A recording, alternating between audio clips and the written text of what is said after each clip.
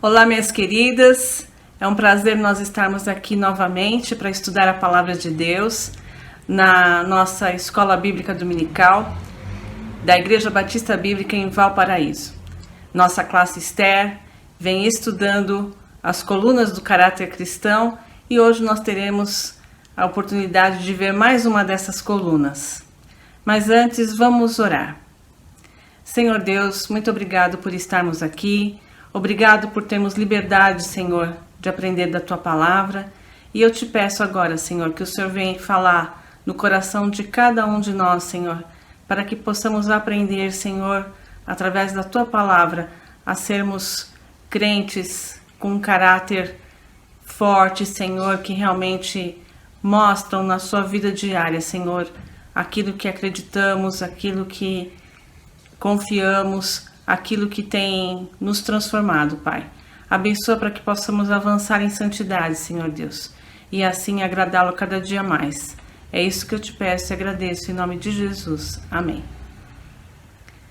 Bom, nós temos estudado aqui, baseados num livro de John MacArthur, Colunas do Caráter Cristão, e ele tem nos ajudado a ver realmente quais são as colunas que fundamentam o nosso caráter, né? Como filhos de Deus, como é que nós temos que estar firmados, em que nós temos que estar firmados. E nós vimos, essa é a nossa quinta lição, e nós já vimos as colunas da fé, nós vimos a coluna da obediência, da humildade e do amor. E hoje nós vamos ver uma coluna muito importante, uma coluna que Paulo, principalmente, falou muito aos cristãos, né, da igreja primitiva. E essa coluna é a unidade. A unidade é uma coluna do caráter cristão muito importante. Aonde não existe unidade, existe discórdia. E a discórdia interna, ela é causada por todos os tipos de pecado, como orgulho, egoísmo, raiva, amargura, inveja, cobiça. Tudo isso produz uma discórdia interna que acaba por destruir, né, casamentos, famílias, amizades e até mesmo igrejas. Quando existe um espírito competitivo, quando as pessoas querem a qualquer custo que seja feito aquilo que elas entendem ser o melhor, isso produz essa discórdia. E isso não é algo que realmente venha de um caráter cristão centrado em Deus. Então, se nós formos, né, diligentemente buscando desenvolver as colunas que a gente já viu anteriormente, ou seja, a coluna do caráter bíblico da fé, a coluna da obediência, a coluna da humildade, a coluna do amor, naturalmente, né, a unidade vai ser produzida. Porque onde existe um grupo de pessoas que são humildes, que buscam o benefício do outro, que tem um amor realmente incondicional, né, um amor que é regido pela graça de Deus, que nós podemos demonstrar um amor que é o mesmo amor que nós recebemos, onde existe todas essas características, todas essas colunas, a unidade ela vai ser automática. No mundo real, no entanto, em que a igreja tem atuado, essa unidade tem sido muito frágil e acabam sempre sendo assim suscetível ao rompimento, né? O diabo ele tem usado, como eu falei na semana passada, tudo que é perfeito e que Deus cria, o Satanás tenta desvirtuar e tenta destruir realmente. E ele tem usado a pecaminosidade dos cristãos para causar essa desunião dentro da igreja. Então, quando uma ou duas pessoas, elas insistem em fazer as coisas do jeito delas, defender as prioridades individuais delas, né? Isso acaba causando um conflito e resulta então em disputas. Infelizmente, em muitas igrejas, essas disputas ocorrem por situações muito pequenas e bobas, né? De organização de templo, até mesmo de horários de cultos, coisas que acabam causando ali uma desunião altamente desnecessária, né? A unidade de Cristo é diferente. A unidade que vivemos em Cristo, ela promove uma união verdadeira. E isso não vai existir dentro de uma igreja se os objetivos, se os propósitos e os ideais dos seus membros forem dirigidos pelo ego pessoal de cada um. Se cada um quiser defender o seu ego, né, quiser trabalhar com a sua vaidade, nós não construiremos jamais esse tipo de unidade. Então, essa desunião, né, não viver essa unidade realmente cristã, ela pode causar muitos danos, né? Deus, ele é contrariado e desonrado, a igreja é desacreditada, é desmoralizada e o mundo fica desiludido por ver essa desunião dentro do mundo cristão. Vocês sabem que os que mais nos cobram um comportamento cristão são aqueles que não são cristãos, né? Então eles querem ver a perfeição em nós.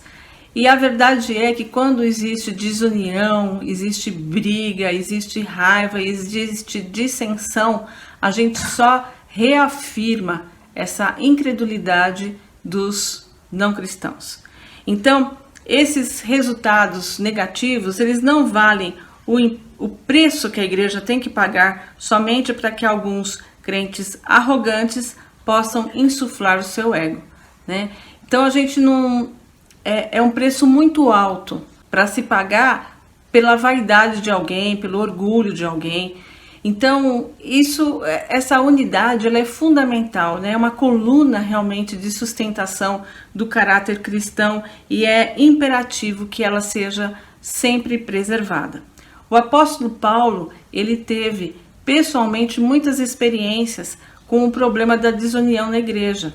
1 Coríntios, dos capítulos 1 até o 3, tratam muito dessa questão de partidarismo, de discórdia dentro da igreja de Corinto.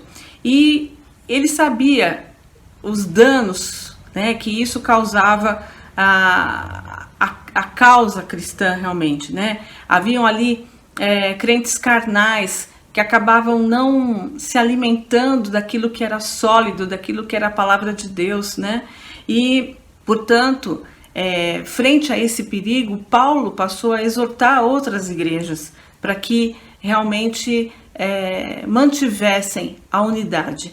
E nós vamos ver lá em Efésios, capítulo 4, versículo 3 a 6, uma exortação muito grande de Paulo ao povo de Éfeso. E ele diz o seguinte: procurando cuidadosamente manter a unidade do Espírito no vínculo da paz. Há um só corpo e um só Espírito, como também fostes chamados em uma só esperança do vosso chamado. Há um só Senhor, uma só fé, um só batismo. Um só Deus e Pai de todos, que é sobre todos, por todos e está em todos. Vejam como Paulo aqui exorta, né, os crentes de Éfeso. E ele começa dizendo, procurando cuidadosamente manter a unidade do Espírito no vínculo da paz. Manter cuidadosamente. No original, essa palavra também tem a ver com apressadamente, né? Ou seja, mantenham essa unidade, zelem por essa unidade. Sejam diligentes em manter essa unidade. Não era algo que, cada um por si, né? De Deus por todos. A gente não tem esse ditado, né? Não, ali Paulo está dizendo, mantenham, sejam diligentes em manter essa unidade. A unidade do Espírito, no vínculo da paz. E aí ele vai descrever várias coisas, né? E nós temos que pensar que essa é uma unidade em Cristo e na sua doutrina. É claro que nós temos aí, né, Paulo dizendo que nós temos um só Senhor, uma só fé, um só batismo. E é isso que nós vamos ver hoje. No que está alicerçada essa unidade? Nós podemos ter diferenças de pensamentos e de gostos, né? Não é porque nós estamos na mesma igreja que nós vamos votar no mesmo candidato ou vamos torcer para o mesmo time.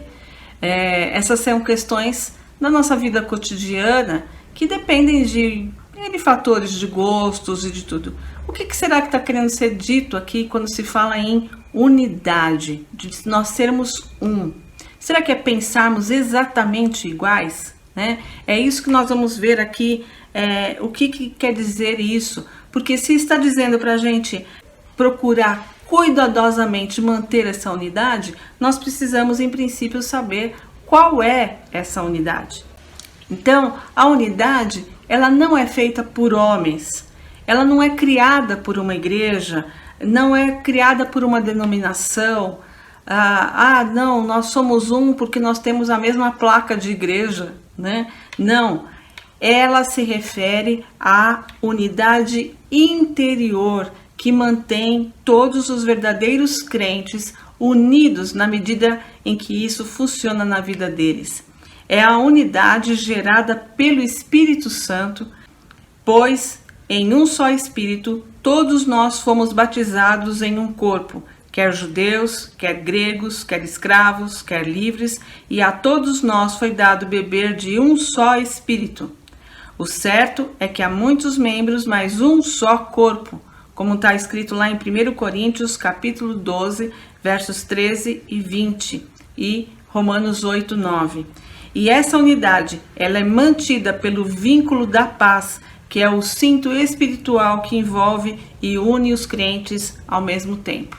Então, não importa, né, o lugar onde eu viva geograficamente, a minha etnia, a minha cor de pele, nada disso importa em relação à unidade, porque essa unidade, ela é gerada pelo Espírito Santo e ela envolve todos os crentes, é o vínculo da paz. Aquelas pessoas que mantêm cuidadosamente a unidade, elas estão preocupadas em manter a paz. Elas não estão querendo causar dissensões, elas não procuram motivos, né, para causar divisão, para trazer discórdia. Não, o vínculo que as une é a paz, uma paz que vem do Espírito Santo de Deus. Então, ela não é uma unidade produzida pelos homens, mas é uma unidade do Espírito. Em contraste, né, com o mundo aí fora, que não tem essa unidade do Espírito Santo, eles buscam manter uma unidade através de leis, de convenções, de tratados, e a gente vê o quanto que isso é falho, né? Quantos tratados de paz já foram deixados de lado, né? Quantos tratados ambientais, tratados, enfim, que os homens sentam, negociam por dias, assinam, todo mundo sai feliz dizendo, agora sim, né? O mundo vai pensar da mesma forma, o mundo vai... E quando a gente vê, isso não aconteceu. Nós estamos vivendo uma pandemia. Às vezes nós achamos, a humanidade vai se juntar para vencer este vírus. Mas nós temos visto quantos interesses, quantas coisas se sobrepõem a essa unidade e ela acaba não existindo. Porque o mundo, ele enfatiza o quê? Sentimentos, ele enfatiza prestígio, ele enfatiza direitos egocêntricos, né? E tudo isso faz com que essa harmonia nunca seja alcançada. Em Efésios aqui, capítulo 4, de 4 a 6, Paulo, ele vai enfatizar ainda mais essa definição de unidade espiritual. E ele lista as características que são mais relevantes para a doutrina e a prática cristãs autênticas. Então ele vai mostrar para a gente essas características cruciais, né, que são ressaltadas de uma maneira simples na Trindade. A Trindade é o exemplo vivo dessa unidade, né, em que Deus Pai, Deus Espírito e Deus o Filho se tornam realmente um só. Então, ele vai nesse capítulo, nesse trecho, ele vai falar sobre essa unidade que envolve a Trindade. Então, a primeira unidade, primeira característica aí, ele vai falar que é da unidade do Espírito.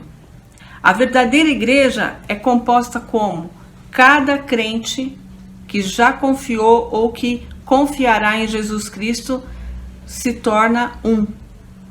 Nós nos tornamos um, e é um corpo sem divisões de qualquer espécie, né? Por isso que é chamada de o corpo de Cristo. Nenhum outro rótulo que os homens possam querer atribuir a esse corpo é real, porque nós temos a unidade no Espírito, porque nós somos chamados pelo Espírito Santo de Deus e nos tornamos, enfim, um corpo único. Cada um de nós é templo individual do Espírito. Em Efésios 2, capítulo 21, Efésios capítulo 2, versículo 21 e 22 diz: todo edifício bem ajustado cresce para santuário dedicado ao Senhor. Estais sendo edificados para a habitação de Deus no Espírito. O Espírito Santo é um penhor divino, Efésios 1,14, de que todo cristão estará na ceia das bodas do Cordeiro, Apocalipse 19,9. Ele é a garantia, né? Esse Espírito Santo que habita em nós é a garantia de que nós estaremos presentes nas bodas do Cordeiro. Se você é um crente, se você já recebeu o Senhor Jesus como seu Salvador e Senhor da sua vida, né? Então você está junto nesse corpo. E Efésios 4:4 está dizendo aí: fostes chamados numa só esperança. O Espírito Santo alcançou nosso coração, ele que nos convenceu do quanto somos pecadores e da nossa situação terrível de perdição, né? Ele que nos mostrou a graça de Cristo e ele, enfim, que nos deu nova vida, né? Transformando o nosso coração. É ele quem nos alcançou. Então o Espírito Santo chama para a salvação, mas ele também não só nos chama para a salvação, ele nos chama também para a santidade, para a maturidade da semelhança em Cristo. E então esse chamamento para essa santificação inclui essa unidade. Nós temos diferentes dons, nós temos diferentes ministérios, nós temos diferentes lugares em que a gente exerce e serve ao Senhor, mas apenas um chamado. É o Espírito Santo de Deus que nos chama, e isso é parte aí da nossa santificação, essa defesa dessa unidade, né? A unidade em Cristo e sua doutrina. Aí em Efésios 4:5, Paulo vai dizer que nós temos apenas um Senhor, o nosso Salvador, Jesus Cristo. O apóstolo Pedro também enfatizou isso num de seus primeiros sermões, né? Ele diz assim: e não há salvação em nenhum outro, porque abaixo do céu não existe nenhum outro nome dado entre os homens pelo qual importa que sejamos salvos. Atos capítulo 4, versículo 12. Paulo não apenas reiterou essa verdade aqui em Efésios, mas também ele assegurou em Romanos capítulo 10, versículo 12. Pois não há distinção entre judeu e grego, uma vez que o mesmo é o Senhor de todos, rico para com todos os que o invocam. Então, nós temos apenas um Senhor, um Salvador, que nos resgatou, e nele, né, nós nos tornamos um. Há também apenas um verdadeiro corpo de doutrina, que é revelado pelo Senhor Jesus no Novo Testamento. E é a isso que Judas se refere quando ele fala para que, no intuito de evitar a discórdia e desunião dentro da igreja, ele fala para a gente batalhar diligentemente pela fé que uma vez por todas foi entregue aos santos. Então, mais do que qualquer coisa, irmãos, o que nos mantém unidos é a palavra de Deus, é a doutrina verdadeira, né? E é nela que a gente tem que se alicerçar. Por isso da importância da gente estudar, aprender a palavra de Deus. Nós temos sido muito abençoados, né, com o pastor ensinando a cada manhã. E se você nunca ouviu a nossa igreja, você pode acessar o canal da Igreja Batista Bíblica em Valparaíso, aqui no YouTube, e você vai ver a escola dominical, onde o pastor tem falado de doutrina, tem falado daquilo que acreditamos.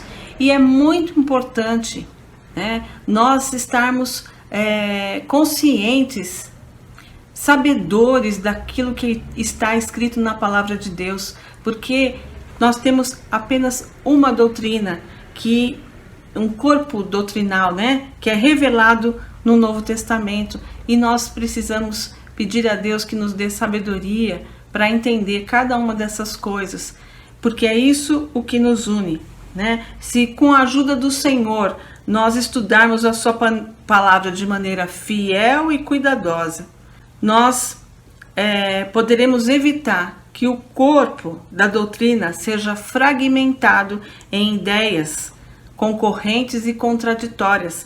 A Bíblia, a palavra de Deus, ela não se contradiz, né? A Escritura, ela contém muitas verdades individuais, mas elas são facetas harmoniosas da verdadeira e única doutrina de Cristo, a qual é a nossa uma só fé. Uma só fé. E é a fé na verdade de Deus, que está revelada na sua palavra. Então, um só Senhor, uma só fé, e um só Senhor, uma só fé é testificado em um só batismo. Nós somos batizados não em nome da igreja, em nome de um pastor, mas nós somos batizados em Cristo, né? Na salvação que o Senhor Jesus nos ofertou pela sua graça e pela sua morte na cruz. Então, uma só fé, um só batismo, um só Senhor. É isso que nos torna um. E aí ele acrescenta, né? A unidade em Deus Pai. Número 6:4, o Senhor nosso Deus é o único Senhor. Nenhum outro Deus, nenhuma outra fonte de adoração, né? Um só Senhor. Essa unicidade, ela é básica para o cristianismo. Nós não temos nenhum outro Deus além do nosso Deus Pai, o nosso Deus verdadeiro. A declaração abrangente de Paulo em Efésios 4:6, um só Deus e Pai de todos, o qual é sobre todos, age por meio de todos e está em todos, refere-se à magnificente e eterna unidade que Deus dá aos cristãos pelo seu Espírito por meio do Filho. Olha que lindo isso, né? Um só Deus e Pai de todos, o qual é sobre todos. Ele age por meio de todos e está em todos. Deus, Pai, Filho e Espírito Santo, um, agindo em nós, vivendo em nós, sobre nós. É esse o nosso Deus verdadeiro, é a Ele que nós adoramos. Então, Paulo aqui tem como objetivo realmente enfatizar essa unidade da Trindade, né? E a ação soberana, amorosa e poderosa que esse Deus tem sobre nós e sobre a igreja unificada como um só povo. É esse Deus sobre esta igreja de maneira amorosa, soberana e poderosa. E é essa a beleza, né, de viver essa unidade. Nós somos essa igreja, a igreja de Cristo. E nós vivemos sobre a ação desse Deus único.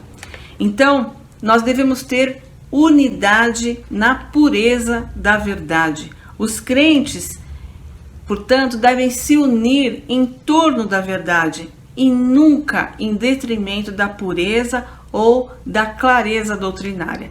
Nós hoje corremos dois grandes riscos, né? O primeiro é que uma tendência, né, da igreja muitas vezes de comprometer o conceito de unidade baseada na pureza, através do quê? Muitas vezes de um ecumenismo, em que a gente afirma o quê? Que aquele que segue a Cristo, ele está seguindo a Cristo, ele é parte aqui do corpo. O importante é seguir a Jesus, né? O que eles defendem em termos de doutrina, os erros, as heresias, não importa. O importante é que tem um Deus só, né? E isso é um grande risco em relação à unidade, né? Porque se esse seguir a Cristo não estiver baseado numa fé verdadeira, numa fé salvadora no Senhor Jesus Cristo, isso se torna uma falsa união. Nós não somos unidos pelo amor. Não importa a sua religião, o importante é que todo mundo pregue o amor.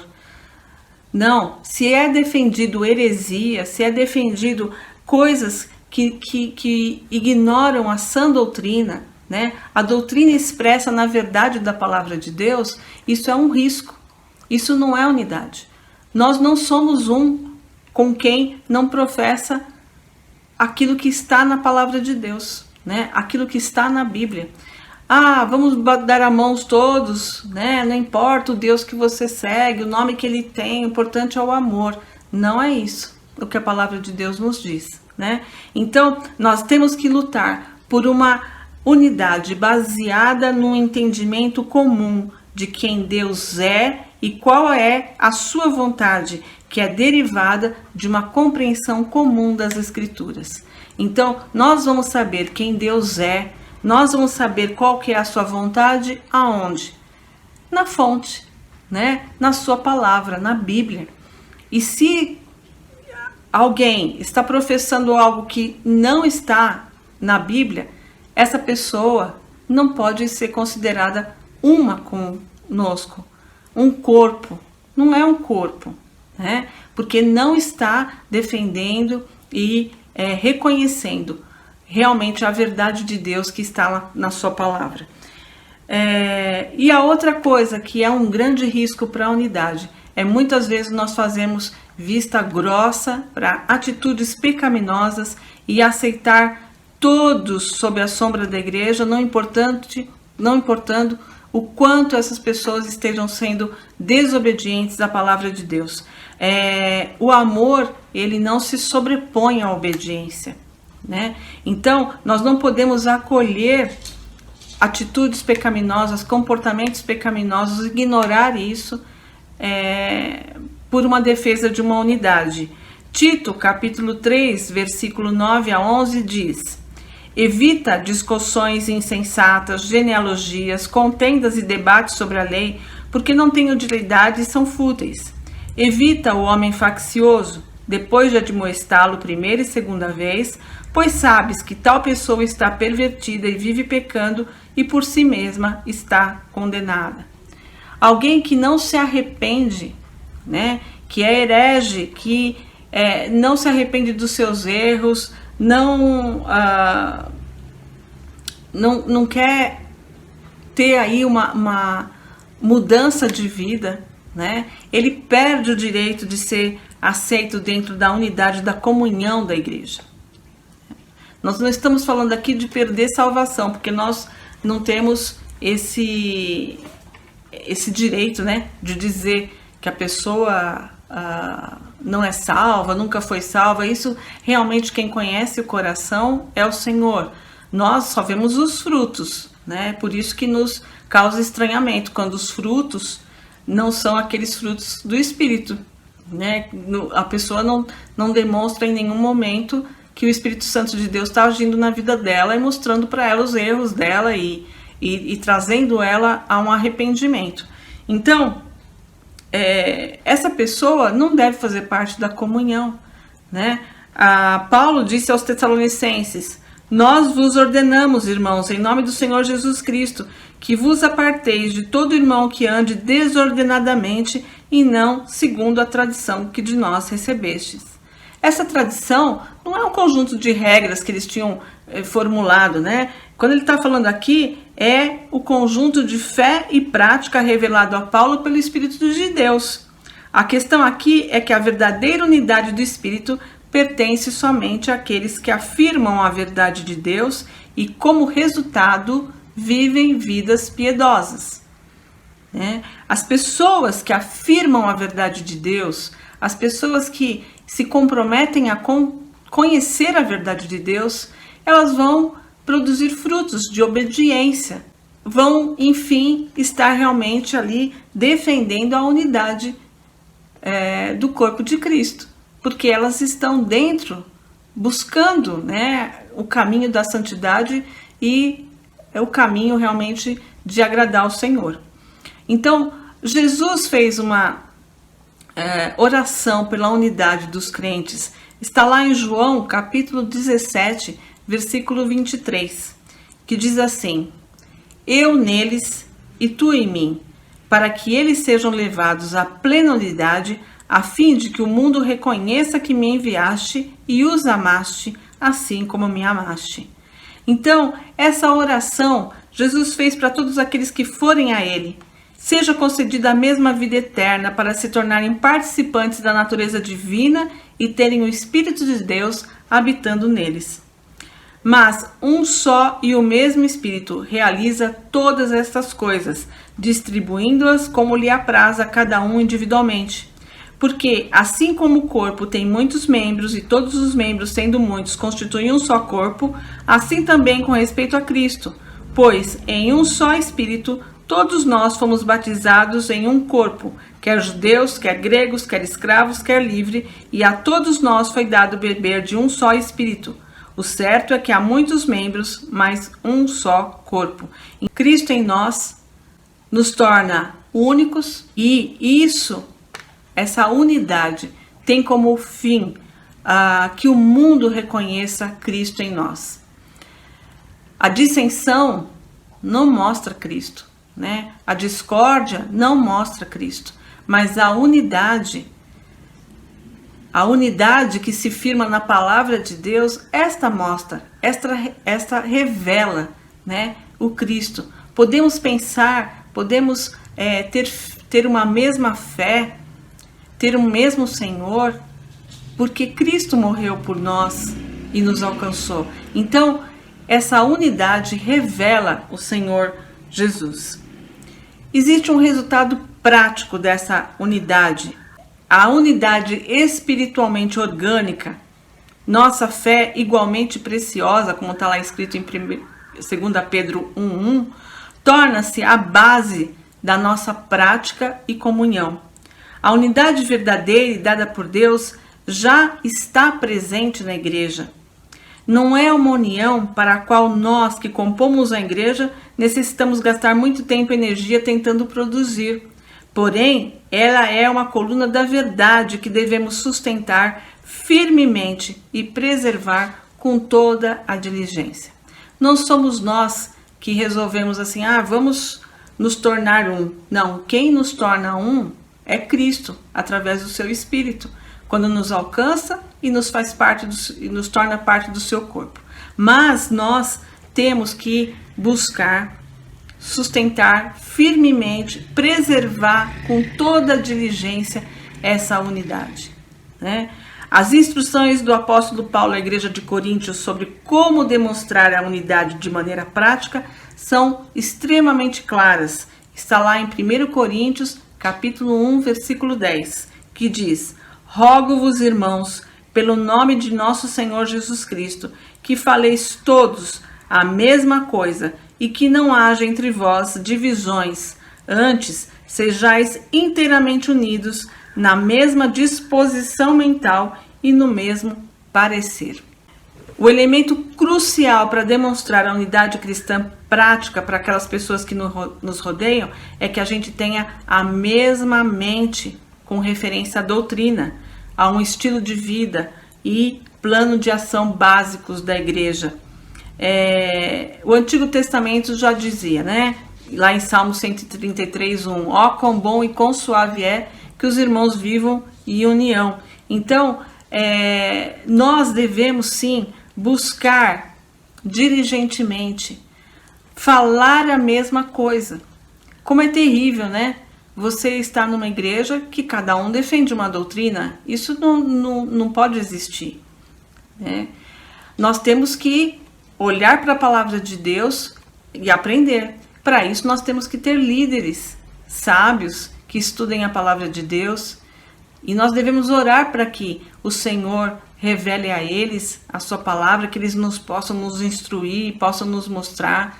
Se a gente tem dúvida, a gente deve buscar, né, essa liderança, buscar entender, porque se estamos participando ali da adoração com aquele grupo daquela igreja local, é fundamental que a gente fale as mesmas coisas, né?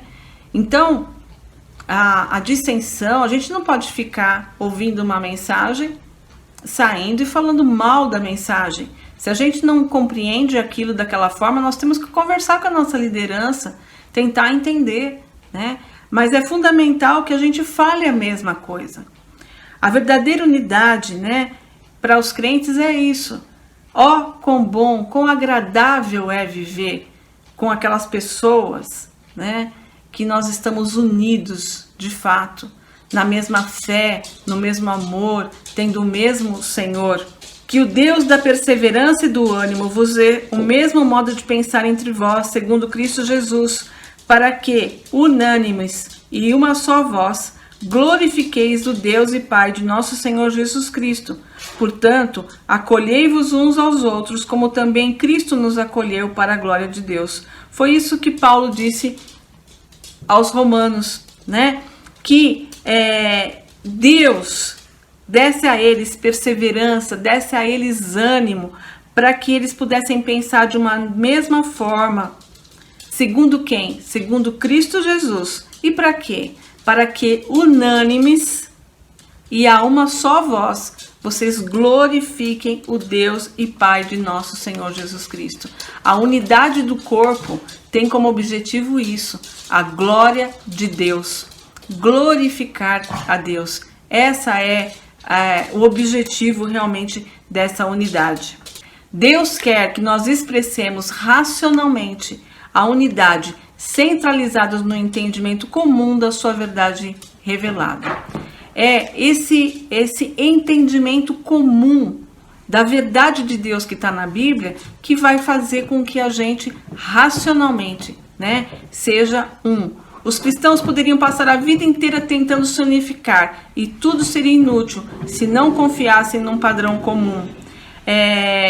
Um pastor cristão, A.W. Tozer, usava para ilustrar a seguinte coisa. Ele disse que se uma pessoa tivesse 4.000 pianos e tentasse afinar eles baseado um no outro, né, fosse buscando a afinação de um para o outro, ele jamais conseguiria.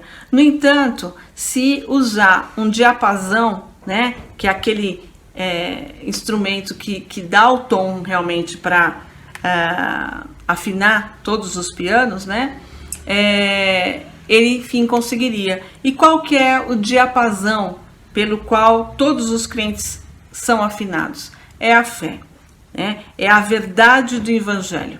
Quando estamos todos sintonizados com a fé, estamos todos mutuamente em sintonia. Quando todos nós estamos com fé, confiando na verdade da palavra de Deus, é ali que existe a unidade, é ali que nos tornamos um. Nós temos que nos unir nisso, né? É na busca da verdade e da santidade. Se nós fizermos isso, nós vamos ministrar uns aos outros em harmonia.